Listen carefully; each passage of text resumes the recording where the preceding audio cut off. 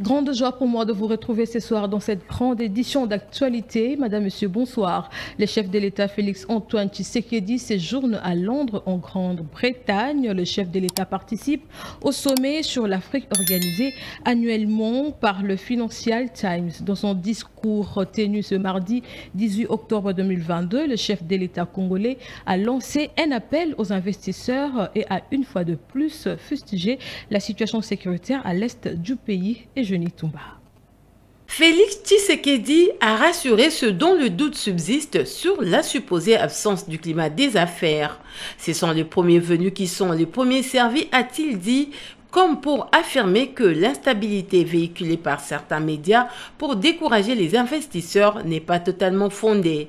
Le chef de l'État a défendu le processus en cours de l'attribution des blocs pétroliers et gaziers. Pour Félix Tshisekedi, la République démocratique du Congo, pays solution, sa population a le droit, comme cela se passe ailleurs, de bénéficier de ses ressources naturelles. Lorsque nous parlons, nous, d'exploiter, de mettre nos ressources en valeur pour avoir justement les moyens et pouvoir proposer des solutions. La sécurité, par exemple, dans nos parcs, des solutions alternatives à la déforestation par nos populations.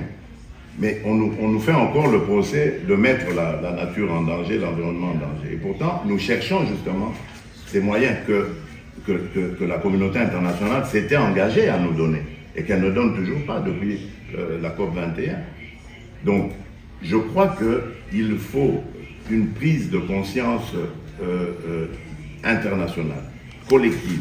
Il faut que tout le monde comprenne que les forêts sont certes celles de la République démocratique du Congo, on en a 60% de tout le bassin du Congo, mais que c'est un patrimoine mondial aujourd'hui et que c'est au monde de le préserver.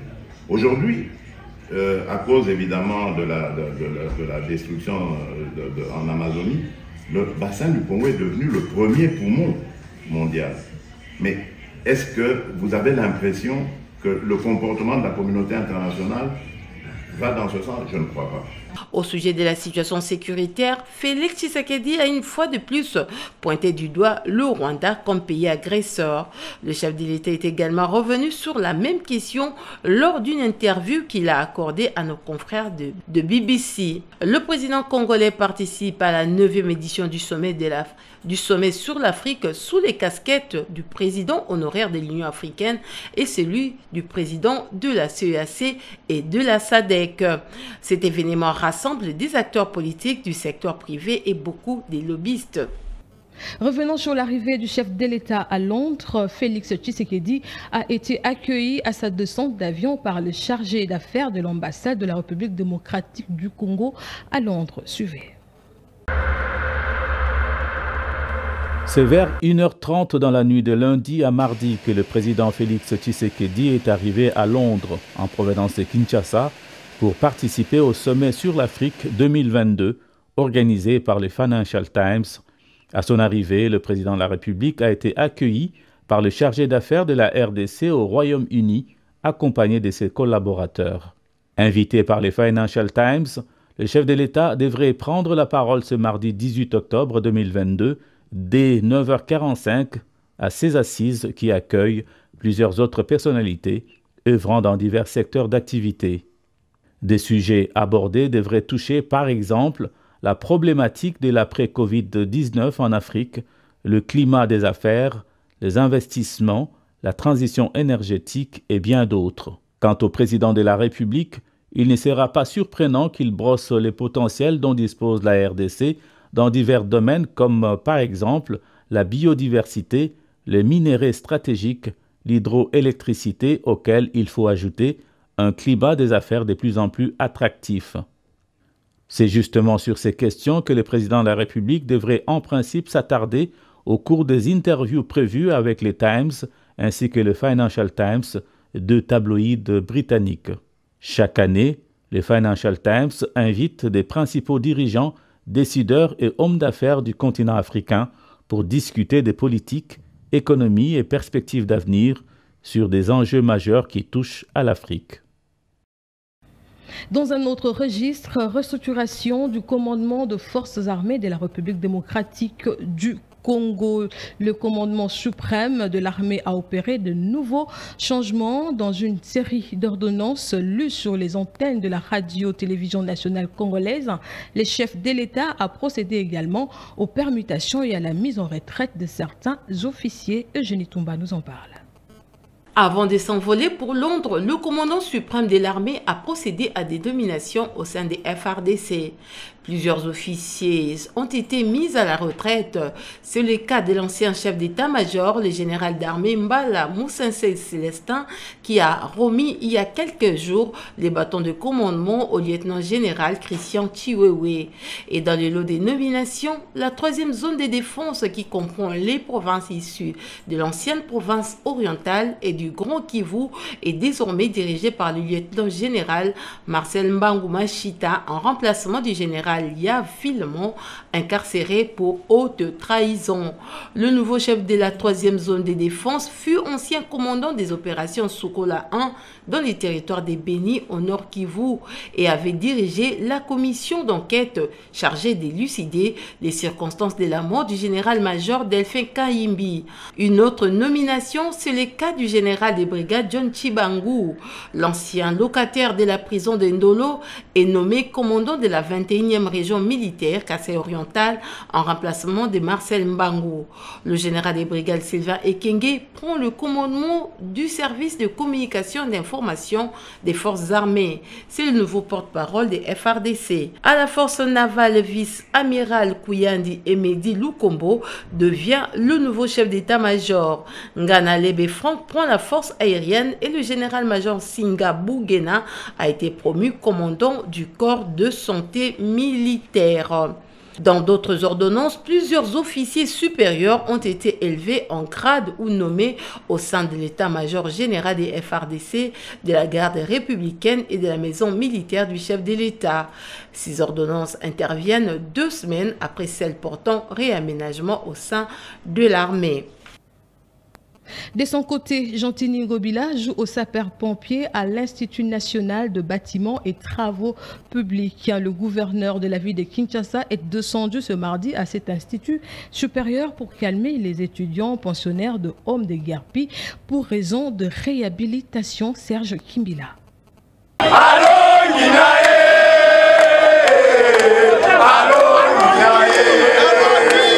Les activités académiques ont été paralysées le lundi 17 octobre à l'Institut national de bâtiments et travaux publics, INBTP, pour cause, les étudiants se sont révoltés à la suite d'une opération de déguerpissement des pensionnaires de hommes initiée par le comité de gestion en vue de travaux de réhabilitation. Pour exprimer leur colère, ils ont brûlé de pneus devant les entrées et en mettant le feu dans les hommes et laboratoires ainsi que sur les véhicules des membres de comité de gestion. Nous sommes entre Congolais et ça se passe entre Congolais. Le président de la République m'a demandé de venir parler avec vous. Nous sommes d'accord, hein? Vous êtes d'accord?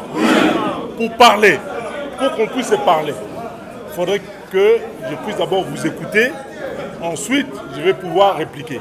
Okay. Informé de cette situation qui prenait déjà des allures inquiétantes, le gouverneur Ngobila Mbaka s'est vite rendu sur place, accompagné du patron de la police-ville province de Kinshasa. Pour mettre fin aux troubles, il a été convenu d'abord de la fermeture du site pendant 3 jours, puis le gouverneur a remis une somme importante d'argent à la coordination des étudiants afin de permettre le relogement ailleurs de près de 32 étudiants nécessiteux. Les agents et cadres du bureau de coordination et de suivi du programme sino-congolais sont en formation de 3 jours au centre Nganda dans la commune de Kintambo. Les travaux lancés par le directeur de cabinet du Premier ministre lundi visent le renforcement de capacité de ces experts. Laurence Koumassamba. Ce séminaire qui se tient du 17 au 22 octobre 2022 est organisé sous le haut patronage de son Excellence Monsieur le Premier ministre Jean-Michel Sama Lukonde, qui tient à la formation continue et permanente des structures de la primature et de tous les ministères ainsi que des services de l'État. Au menu de ces échanges, il y a des thèmes comme les politiques publiques, la décentralisation, les contrats sino-congolaises dans tous ces méandres et les statuts des agents de carrière des services publics de l'État. Comment passer d'un grade à un autre? Je souhaite vraiment que les spécialistes de la question puissent approfondir cela pour donner à chacun la conscience que vous êtes avant tout agent et fonctionnaire de l'État et donc au service de l'État congolais. vous serez là pour la défense des intérêts de l'État congolais face aux partenaires privés. On nous reproche souvent de ne pas trop prendre conscience de nos engagements. D'après certaines informations, le contrat chinois aujourd'hui souffre encore d'une application complète, peut-être parce que de notre côté, on ne comprend pas exactement ce que ça veut dire, quelles sont nos obligations, quels sont nos droits. Il semble même qu'il y a encore un matelas financier qui n'a pas encore été débloqué, alors que nous avons besoin des routes dans ce pays. Nous avons besoin que nos minerais puissent transformer réellement ce pays. Et votre structure joue un rôle éminemment important dans cela. Se rappeler que vous êtes agent de l'État signifie donc qu'en cas de défaillance, l'État va sanctionner. Si vous ne savez pas défendre ses intérêts vis-à-vis des partenaires. Ces agents censés coordonner et suivre les différents contrats en cette période où le gouvernement veut diversifier les partenariats doivent en maîtriser tous les rouages et avoir conscience de leurs responsabilités comme agents des services publics. Parlons éducation à présent. Le Bureau central de coordination BCECO a signé ce lundi 17 octobre 2022 un protocole d'accord avec les ministères de l'enseignement primaire, secondaire et technique pour la construction des 145 écoles. Une solution trouvée par le chef de l'État Félix Antoine Tshisekedi en réponse aux effets induits de la gratuité de l'enseignement primaire dans le surpeuplement des salles par les élèves. La cérémonie s'est déroulée dans la salle de réunion de l'EPST présidée par le ministre Tony Mwaba. Regardez. Ce protocole d'accord est le résultat de l'accord de financement IDEA D6620/66920 signé entre le gouvernement de la République démocratique du Congo et la Banque mondiale d'un montant de 185 millions de dollars américains sur ressources du projet Percé qui a été reversé sur le compte général du Trésor au titre de remboursement des dépenses exécutées pour le paiement des salaires des enseignants et des frais de fonctionnement du niveau primaire, élargissant ainsi les marges budgétaires du gouvernement. C'est ainsi qu'après le contrôle du fichier paye du CECOPE, la Banque mondiale a reversé cette somme de 185 millions de dollars américains. Sur ces montants, le ministre de l'enseignement primaire, secondaire et technique, Tony Mwaba, a sollicité et obtenu de son collègue de finances un montant de 60 millions de dollars américains qui doit être affecté à la construction et à la réhabilitation des infrastructures scolaires dans les 9 provinces. Pour Jean-Mabi Moulumba,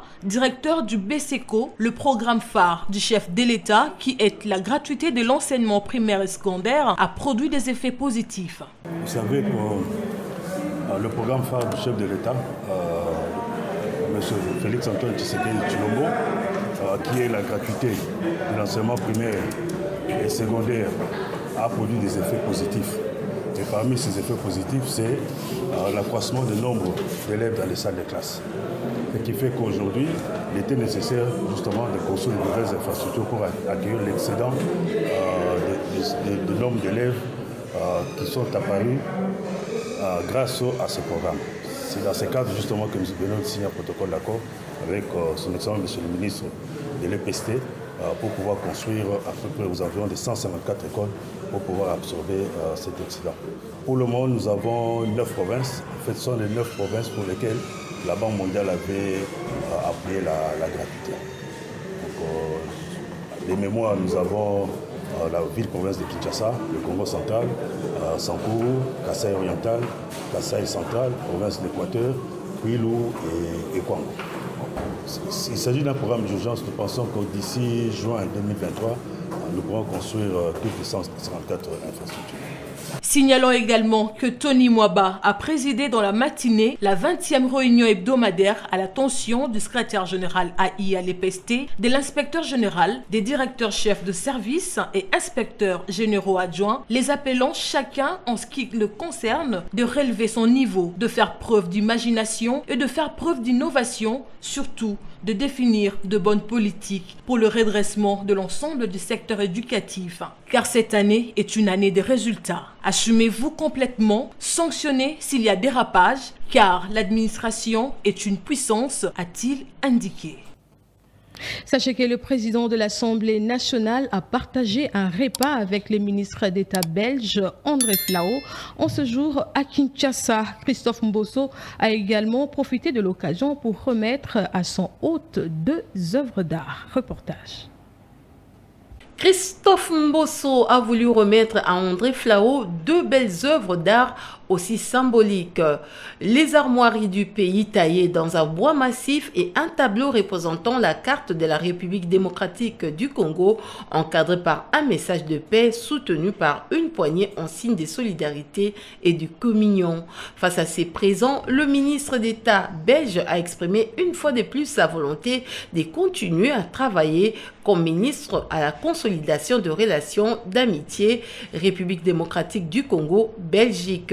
Je suis venu la première fois au Congo en 1999, quand le gouvernement belge était constitué de telle façon que nous avions décidé de remettre le dossier du Congo, du partenariat avec le Congo, sur la table du gouvernement belge, avec aussi un engagement à porter ce dossier sur la table de l'Union européenne. Et c'est dans ce contexte-là que j'ai travaillé et que j'ai continué à travailler comme président d'assemblée parlementaire et aussi comme ministre à la communauté française. Ce qui fait que sans interruption, je me suis venu chaque fois au Congo pour discuter avec des amis, avec des responsables politiques, avec le souci de toujours tenir le même discours à tous les interlocuteurs, quelle que soit la période, et en ayant le souci également de les informer des uns et des autres des propos que je tenais. Le ministre belge essaye de travailler en mettant en avant-plan le partenariat et non la coopération.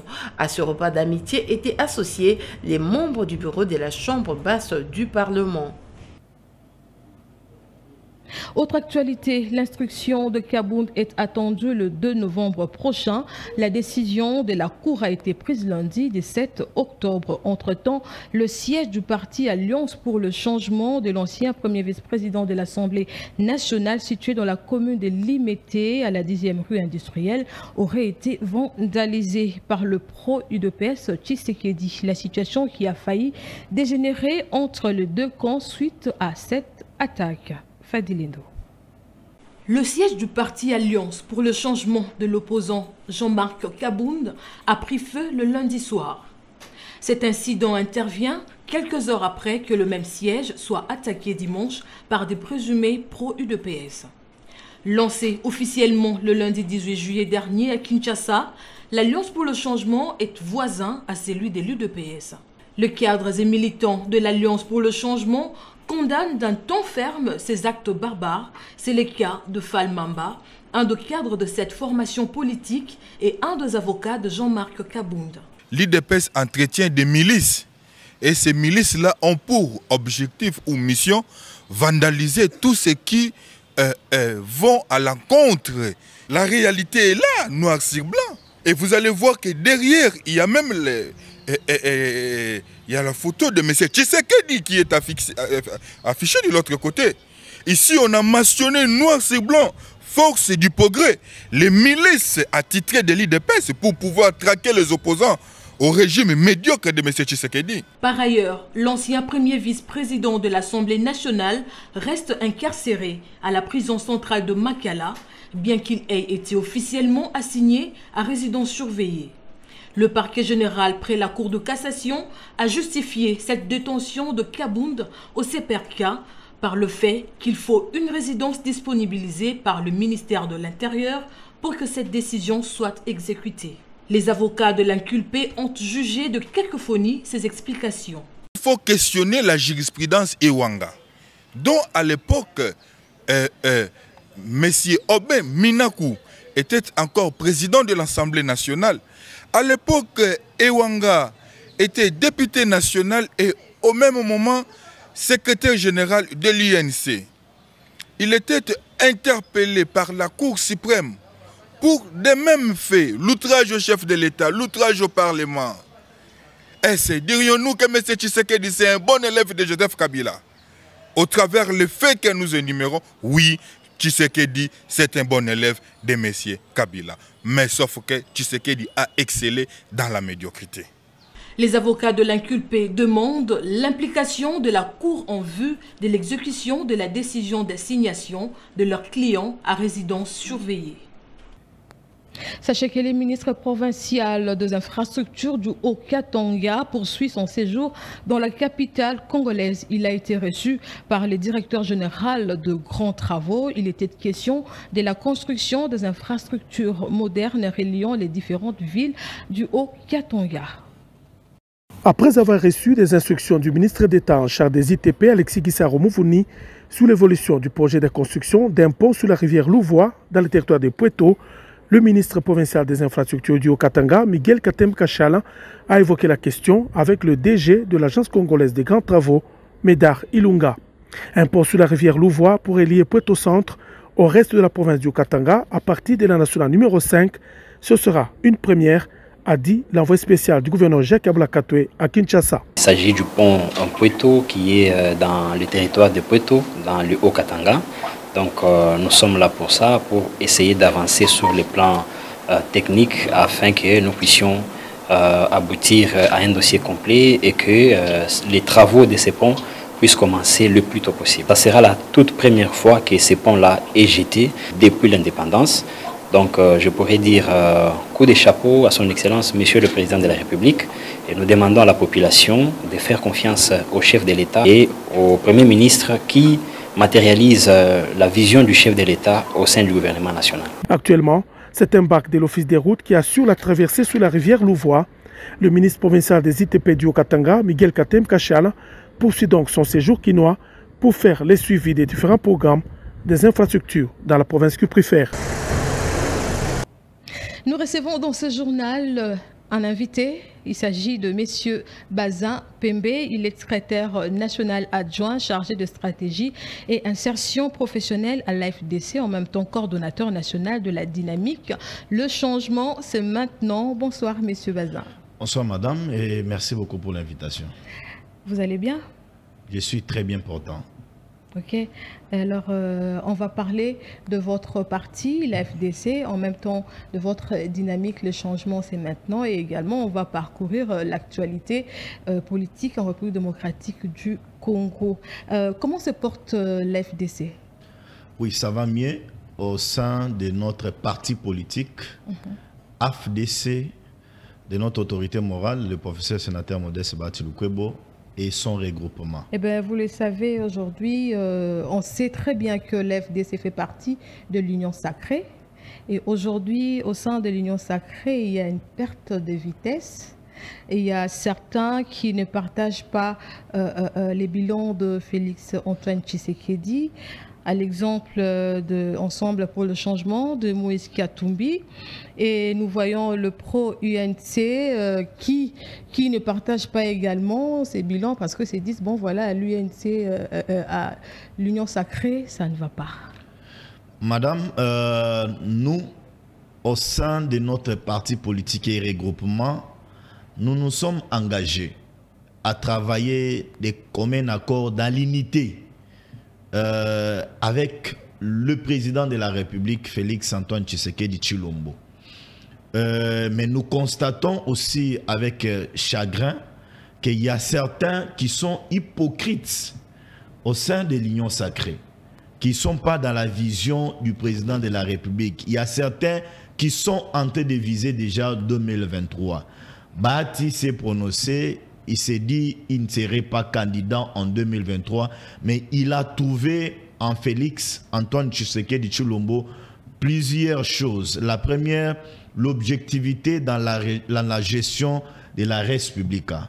La deuxième des choses, la concrétisation du programme du président de la République pendant sa campagne. Il a promis de travailler avec ses opposants, de ne pas inquiéter personne, de respecter les droits de l'homme. Et aujourd'hui, vous avez tous les opposants dans ces pays en train de vaguer librement dans leurs affaires. Personne n'est inquiété. Et nous avons trouvé en Tshisekedi un monsieur qui répond aux soucis de bien-être du peuple congolais. Vous serez d'accord avec moi aujourd'hui que ce que nos régies sont en train de réaliser comme assignation, c'est patent. Et même le monde est en train de nous féliciter pour ça. Et donc, dans toutes ces valeurs, les regroupements politiques AFDC, avec son autorité morale, nous nous sommes dit oui pour le président de la République en 2020. Mais n'en déplaise à tous ces hypocrites qui sont aujourd'hui au sein de l'Union sacrée. Vous avez parlé d'ensemble du président Moïse, mais laissez-moi vous dire qu'au sein du gouvernement de Sama Lukonde, qui nous félicitons pour ses prouesses et pour son efficacité à accompagner le président de la République. Le premier ministre Sama Lukonde aujourd'hui, c'est le tout premier ministre que nous voyons en République démocratique du Congo suivre de près les actions du président de la République. Après être surpris de voir également l'FDC prendre le même chemin que l'ensemble de Moïse Katumbi. Non. Pendant que vous traitez les autres d'hypocrites. Le mot trahison n'est pas dans les sangs du professeur sénateur Modeste Batshilukwebo. C'est la politique. On connaît comment ça se passe. Écoutez madame, la politique ne dit pas l'inconstance. La politique ne dit pas la transhumance. La politique ne dit pas qu'il faut désacraliser certaines actions. Dans la politique, c'est la loyauté, c'est la sincérité. C'est ce qui caractérise aujourd'hui notre parti politique avec notre autorité morale, le professeur sénateur Modeste Batshilukwebo. Okay, on va aborder la situation actuelle de Congo Airways. Nous le savons, Congo Airways est à bord de sa faillite. Il y a eu grogne hier. Ici à Kinshasa également, dans certaines provinces. Alors, qu'est-ce que l'on peut retenir de cette situation? Parce que l'opinion veut être éclairée exactement. Oui, selon certaines informations à mon état, les directeurs financiers seraient aux arrêts. Les directeurs financiers sont aux arrêts. J'aurais appris que le gouvernement congolais a disposé déjà 32 millions de dollars pour relever la situation des Congo Airways. Mais c'est que l'opinion nationale est en train de voir dans les réseaux sociaux certains journalistes déjà radiés qui ne font plus partie de votre corporation en train de ternir l'image de certaines autorités. Ce sont que des fake news. Et aujourd'hui, c'est une joie pour nous. Nous pouvons que demander aux travailleurs de Congo Airways que l'État congolais est en train de se battre pour relever les défis et cette entreprise ne tombera pas en faillite. Il y a certains partenaires qui sont en train de se bousculer à la porte de Congo Airways pour relever les défis. Le gouvernement est en train d'y travailler et dans les jours à venir, il y aura des suites favorables parce que c'est une compagnie nationale. Mais jusqu'à quand? Parce qu'il n'y a pas de vol. On a vu les agents sont sortis justement pour réclamer. Il y a un paiement de salaire, ils ne se retrouvent pas. Et jusqu'à quand cette situation exactement? La réclamation, c'est un droit constitutionnel. On ne peut pas étouffer à un travailleur, à un groupe de syndicalistes de réclamer leurs droits parce que le salaire a un caractère alimentaire. Mais on doit savoir réclamer dans la paix, pas une réclamation à la destruction méchante. Okay. Une réclamation pacifique, elle est autorisée par la constitution de notre pays. Okay. En tout cas, merci beaucoup, M. Bazin. Vous avez un dernier mot pour aujourd'hui, bien sûr. Je vous remercie pour l'invitation et aussi, laissez-moi le dire, remercier aussi les autorités de la chaîne. C'est ma toute première fois de passer dans vos installations, mais je trouve un confort appréciable. Coup de chapeau à lui. Nous aimons voir les initiatives pareilles se multiplier dans la ville-province de Kinshasa, même à l'intérieur de notre pays. Coup de chapeau à lui. Et je pense que l'honorable Junior Limba Limba, il vous suit de sa maison. Ah ok, si c'est lui, félicitations honorable. Merci beaucoup. Vous l'ignorez peut-être, mais chaque année, le 18 octobre est célébrée la journée mondiale de la ménopause. Cette journée a pour but de sensibiliser le grand public sur le problème lié à la santé des femmes en phase de ménopause. Ce sujet est encore mal connu, particulièrement des hommes, mais aussi de femmes. Il est su de nombreux préjugés. Pire, il est même tabou dans certaines familles de la société congolaise. C'est quoi la ménopause? Explication avec Trinidad Acha et King Kaboya. C'est une étape naturelle dans la vie d'une femme. La ménopause apparaît souvent avant ou à la cinquantaine. L'arrêt de règles, c'est le résultat de la fin de sécrétion d'hormones par les ovaires, note ici le docteur Wandi Ekombolo rencontré dans son cabinet de travail. La ménopause, en fait, c'est une période de la vie d'une femme où ses menstruations s'arrêtent. Menstruation, c'est ça, ce qu'on appelle le règle. Généralement, ça survient autour de 50 ans. Mais il arrive de moments où ça peut arriver avant 40 ans, ce qu'on appelle la ménopause précoce. Cette ménopause précoce peut être due à plusieurs causes, comme les maladies auto-immunes où le corps lui-même détruit déjà certains ovules, ce sont des maladies auto-immunes. D'autres maladies comme l'hypothyroïdie, la maladie cœliaque, la maladie de Crohn. Comme de cause chirurgicale, on peut faire une ovarectomie, c'est-à-dire qu'on enlève tous les ovaires. Du coup, vous perdez vraiment tout. Et une chimiothérapie dans les cas de femmes qui souffrent des cancers. Généralement, ça détruit beaucoup de cellules en des autres. Du coup, ça peut toujours vous faire entrer des gens en ménopause précoce.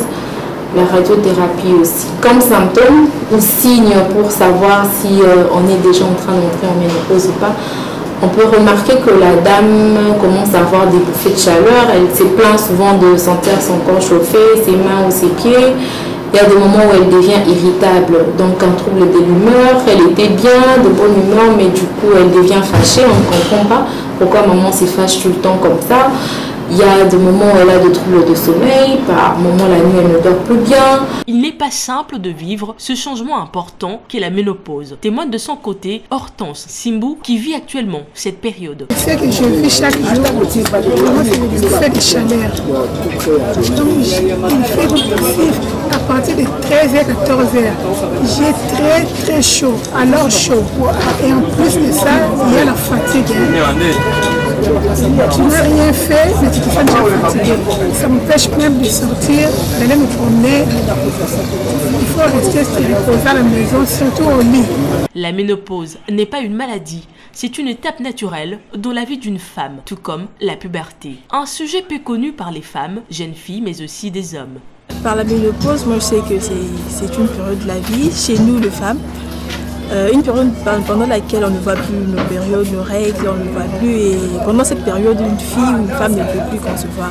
Et je pense que ceux qui sont déjà à l'âge avancé, ils doivent quand même prendre des précautions. Vous comprenez, des précautions. Donc ceux qui sont mariés, ils doivent quand même faire quelque chose pour qu'ils puissent produire des enfants, pour ne pas tomber à la ménopause. En 2030, selon l'OMS, 1,2 milliard de femmes seront âgées de 50 ans et plus dans le monde. Pour la plupart, seront ménopausées. 18 octobre, une occasion d'informer et de sensibiliser les femmes et leur entourage sur ce phénomène naturel. Voilà, c'est par ici que nous mettons un terme à ce journal, mais avant de boucler complètement, je souhaite comme ça un heureux anniversaire à un de nos journalistes, Serge Kimbila. Heureux anniversaire à toi et que Dieu t'accorde encore une très longue vie sur la terre des hommes. Je vous retrouve demain à la même heure sur la même chaîne. Entre-temps, restez branchés sur le programme de Tosunga à la télévision. Au revoir.